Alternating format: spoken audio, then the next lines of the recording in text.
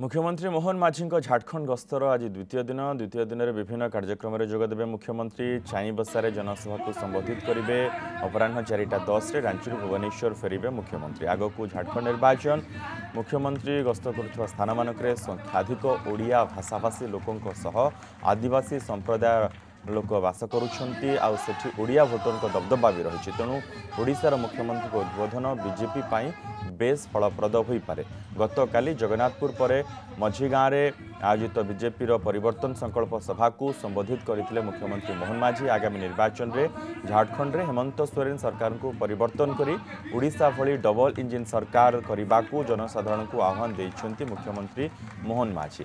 Odisha BJP सरकार प्रथम 100 दिन में लोकों लगी करिଥିବା सुभद्रा योजना, सीएम किसान भली विभिन्न जनकल्याणकारी योजना करिଥିବା से कहिछंती।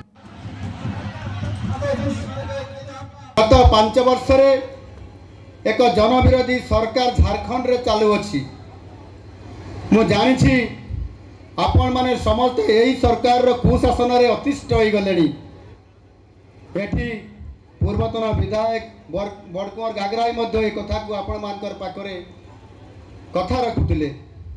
आउ दिन कईटे पुणी निर्वाचन हम। मु जानी यही अपारक जनविरोधी सरकार को विसर्जन करने आपण माने समस्ते जो माने एठी उपस्थित अच्छा समस्ते आज मन